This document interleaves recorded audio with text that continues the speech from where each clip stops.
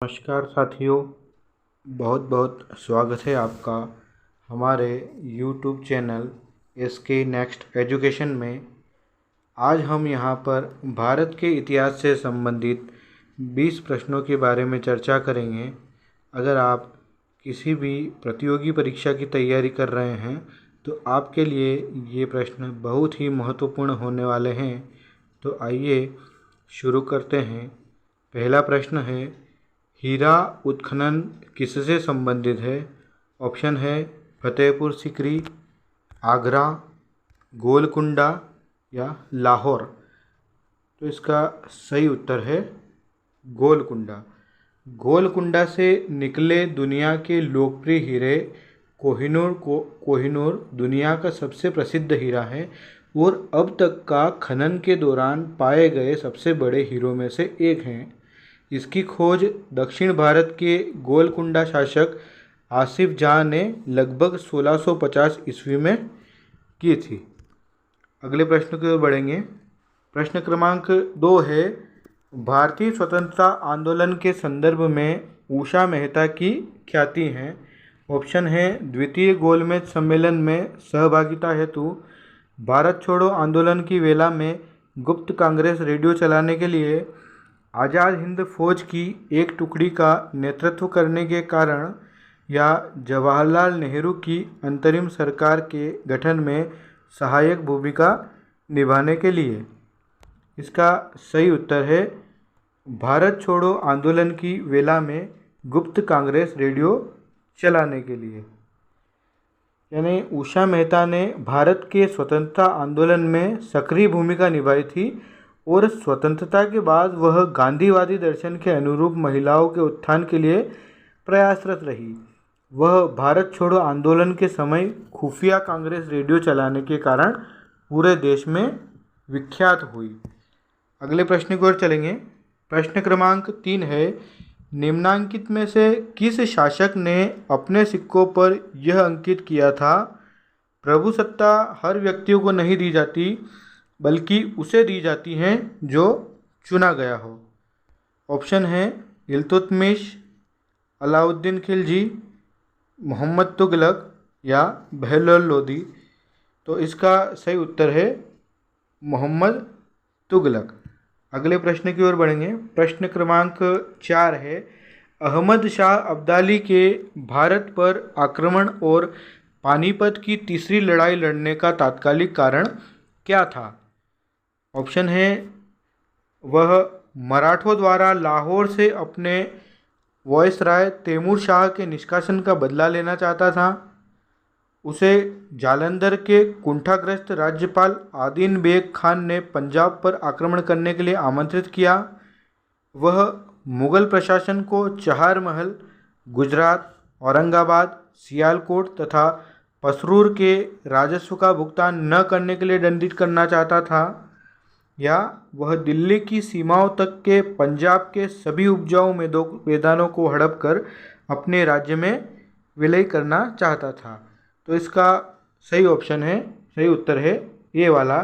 यानी वह मराठों द्वारा लाहौर से अपने वायसराय तैमूर शाह के निष्कासन का बदला लेना चाहता था। वह मराठों द्वारा अपने वायसराय तैमूर शाह को लाहौर से निकाले जाने का बदला लेना चाहता था। पानीपत की तीसरी लड़ाई अहमद शाह अब्दाली, जिसे अहमद शाह दुर्रानी भी कहा जाता है, और मराठा कमांडर सदाशिवराव भाऊ के बीच 14 जनवरी 1761 को पानीपत के मैदान में हुई थी।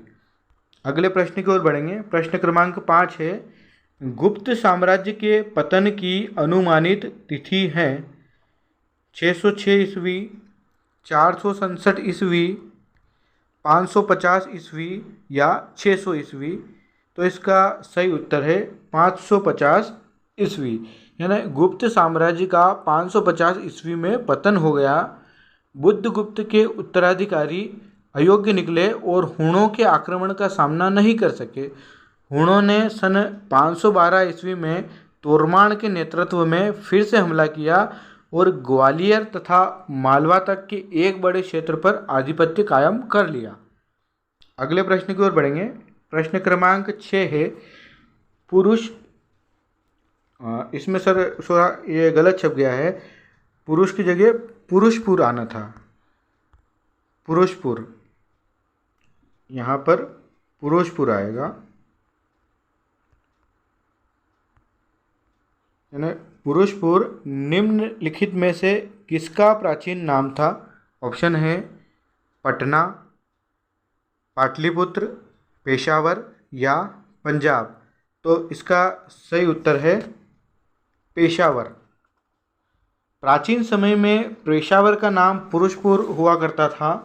ऐतिहासिक परंपरा के अनुसार सम्राट कनिष्क ने पुरुषपुर को द्वितीय शती ईस्वी में बसाया था और सर्वप्रथम कनिष्क के वृहद साम्राज्य की राजधानी बनने का सौभाग्य भी इसी नगर को प्राप्त हुआ था।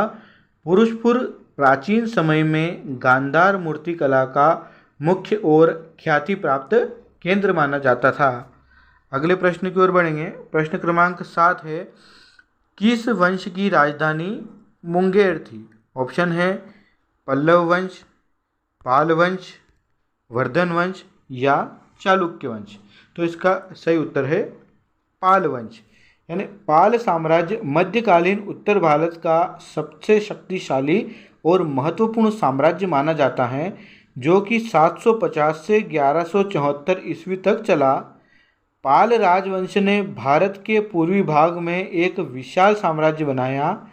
इस राज्य में वास्तुकला को बहुत बढ़ावा मिला। पाल राजा हिंदू थे, परंतु वे बौद्ध धर्म को भी मानने वाले थे। पाल राजाओं के समय में बौद्ध धर्म को बहुत संरक्षण मिला। पाल राजाओं ने हिंदू धर्म को आगे बढ़ने के लिए शिव मंदिरों का निर्माण कराया और शिक्षा के लिए विश्वविद्यालयों का निर्माण करवाया। अगले प्रश्न की ओर बढ़ेंगे। प्रश्न क्रमांक 8 है, श्रीनगर की स्थापना किस शासक ने की थी? ऑप्शन है बिंदुसार, स्कंदगुप्त, अशोक या दशरथ। तो इसका सही उत्तर है अशोक। यानी राजतरंगिणी के लेखक जो कल्हण है, उन्होंने 1148 में लिखा कि प्रारंभिक भारत का ऐतिहासिक इतिहास है। उन्होंने लिखा है कि यह सम्राट अशोक थे जिन्होंने श्रीनगर शहर की स्थापना की थी। अगले प्रश्न की ओर बढ़ेंगे। प्रश्न क्रमांक 9 है, बृहत कथा की रचना किसने की थी? ऑप्शन है राधागुप्त, पाणिनि, सर्ववर्मन या गुणाढ्य। तो इसका सही उत्तर है गुणाढ्य। यानी बृहत कथा गुणाढ्य द्वारा पेशाची भाषा में रचित महाकाव्य है। बृहत कथा का शाब्दिक अर्थ है लंबी कथा। इसमें 1,00,000 श्लोक हैं। इसमें पांडव वंश के वत्सराज के पुत्र नरवाहन दत्त का चरित्र वर्णित किया गया है। अगले प्रश्न की ओर बढ़ेंगे। प्रश्न क्रमांक 10 है, निम्नलिखित में से सबसे प्राचीन राजवंश कौन सा है? ऑप्शन है मौर्य वंश, गुप्त वंश, कुषाण वंश या कण्व वंश। तो इसका सही उत्तर है मौर्य वंश। मौर्य राजवंश सबसे पुराना राजवंश है। यह चंद्रगुप्त मौर्य द्वारा स्थापित किया गया था, जो 325 से 185 ईसा पूर्व के दौरान भारत के उपमहाद्वीप के अस्तित्व में था। गुप्त साम्राज्य की स्थापना श्री चंद्रगुप्त द्वारा 320 ईस्वी में की गई थी। अगले प्रश्न की ओर बढ़ेंगे। प्रश्न क्रमांक 11 है, सम्राट अशोक की वह कौन सी पत्नी थी जिसने उसे सबसे ज़्यादा प्रभावित किया था? ऑप्शन है चंडालिका, चारुलता, गौतमी या कारुवाकी। तो इसका सही उत्तर है कारुवाकी।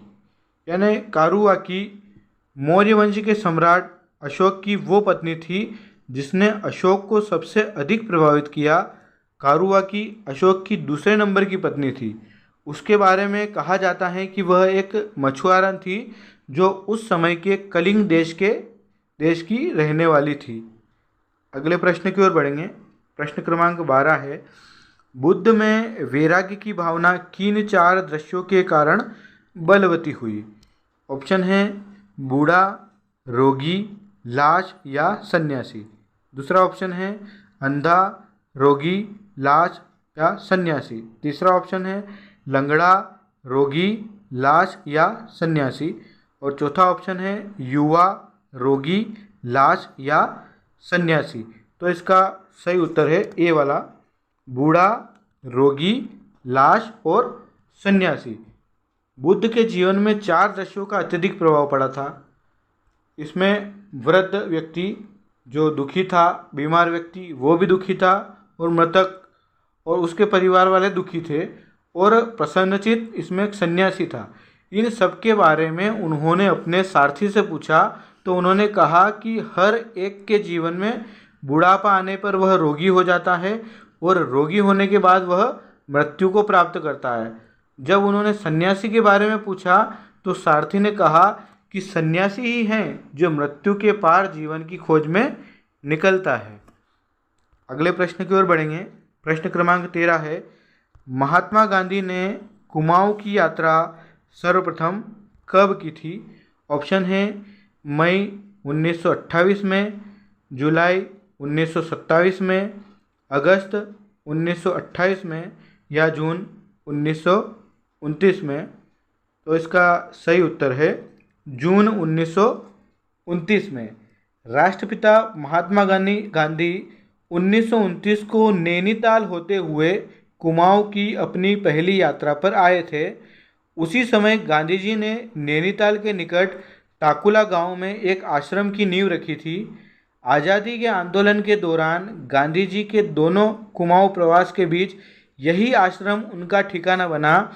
इसी आश्रम में आकर नैनीताल व टाकुला गांव के आसपास की कई महिलाओं ने गांधी जी को आज़ादी के आंदोलन में हिस्सेदारी के लिए अपने जेवर दान किए थे। अगले प्रश्न की ओर बढ़ेंगे। प्रश्न क्रमांक 14 है, 1585 ईस्वी में अकबर ने अपनी राजधानी कहाँ स्थानांतरित की? ऑप्शन है आगरा, दिल्ली, लाहौर या भरतपुर। तो इसका सही उत्तर है लाहौर। यानी 1571 से 1585 ईस्वी तक फतेहपुर सीकरी मुगलों की राजधानी रही। पहले इसका नाम फतेहाबाद था, लेकिन 1573 में अकबर ने यहीं से गुजरात को फतह करने के लिए कूच किया था। गुजरात पर विजय पाकर लौटते समय उसने सीकरी का नाम फतेहपुर यानी विजयनगरी रख दिया, जिसे आज हम फतेहपुर सीकरी के नाम से जानते हैं। लेकिन इस क्षेत्र में पानी की किल्लत और कुछ अन्य राजनीतिक कारणों के चलते अकबर यहाँ लंबे समय तक नहीं रह पाए और 1585 में इसे छोड़कर लाहौर को राजधानी बना लिया। अगले प्रश्न की ओर बढ़ेंगे। प्रश्न क्रमांक 15 है, इलेक्ट्रॉनिक वोटिंग मशीन ईवीएम का प्रयोग भारतीय चुनाव में कब से प्रारंभ हुआ? ऑप्शन है 1998 में, 1999 में, 1997 में या 1995 में। तो इसका सही उत्तर है 1998 में। अगले प्रश्न की ओर बढ़ेंगे। भारत में प्रश्न क्रमांक 16 है, भारत में सबसे पहले आने वाले और सबसे बाद में जाने वाले यूरोपीय कौन थे? ऑप्शन है फ्रांसीसी, अंग्रेज, पुर्तगाली या डच। तो इसका सही उत्तर है पुर्तगाली। यानी 17 मई 1498 को पुर्तगाली वास्को डी गामा भारत के तट पर आया था। यहाँ पहुँचने में गुजराती व्यापारी अब्दुल मजीद ने उसकी सहायता की थी। पुर्तगालियों को भारत सरकार द्वारा सैन्य कार्रवाई के माध्यम से 1961 में भारत से बाहर निकाला गया। यानी सबसे पहले भी यही आए थे और सबसे बाद में भी यही गए थे। अगले प्रश्न की ओर बढ़ेंगे। प्रश्न क्रमांक 17 है, किस धर्म के मंदिरों को आतिश बहराम कहा जाता था? ऑप्शन है बौद्ध, पारसी, यहूदी या इनमें से कोई नहीं। तो इसका सही उत्तर है पारसी। यानी भारत में पारसियों के जहाँ भी कहीं प्रार्थना स्थल है उसे आतिश बहराम या दर ए मेहर कहा जाता है। आतिश इसलिए कि फारसी धर्म के लोग अग्नि पूजक हैं। फारसी में आतिश का अर्थ अग्नि होता है। अगले प्रश्न की ओर बढ़ेंगे। प्रश्न क्रमांक 18 है, सम्राट अशोक की माता का क्या नाम था? ऑप्शन है वीताशोका, शुभांद्रगी, संघमित्रा या तिवाला। तो इसका सही उत्तर है शुभाद्रंगी। यानी बौद्ध स्रोतों के अनुसार शुभाद्रंगी मौर्य सम्राट बिंदुसार की पत्नी तथा चक्रवर्ती सम्राट अशोक की माँ थी। उसे धर्मा तथा जनपद कल्याणी के नाम से भी जाना जाता है। अगले प्रश्न की ओर बढ़ेंगे। प्रश्न क्रमांक 19 है, निम्नलिखित में से किस क्रांतिकारी को उनके साथी क्विक सिल्वर कहा करते थे? ऑप्शन है भगत सिंह, सुखदेव, राम प्रसाद बिस्मिल या चंद्रशेखर आज़ाद। तो इसका सही उत्तर है चंद्रशेखर आज़ाद। यानी अपनी चुस्ती और फुर्ती की वजह से चंद्रशेखर आज़ाद को उनके साथी क्विक सिल्वर कहते थे। अंतिम प्रश्न है प्रश्न क्रमांक 20, जापान के हिरोशिमा शहर पर परमाणु बम कब गिरा गया था? ऑप्शन है 6 अगस्त 1945, 7 अगस्त 1946, 9 अगस्त 1945 या 8 अगस्त 1947। तो इसका सही उत्तर है 6 अगस्त 1945। यानी 6 अगस्त 1945 की सुबह अमेरिकी वायुसेना ने जापान के हिरोशिमा पर परमाणु बम लिटिल बॉय गिराया था। 3 दिनों बाद अमेरिका ने नागासाकी शहर पर फ्रेटमैन परमाणु बम गिराया था। आपको वीडियो कैसा लगा हमें कमेंट करके ज़रूर बताएं और वीडियो को आप लाइक कीजिए, शेयर कीजिए। तो फिर कल मिलेंगे हम अगले 20 प्रश्नों के साथ। धन्यवाद।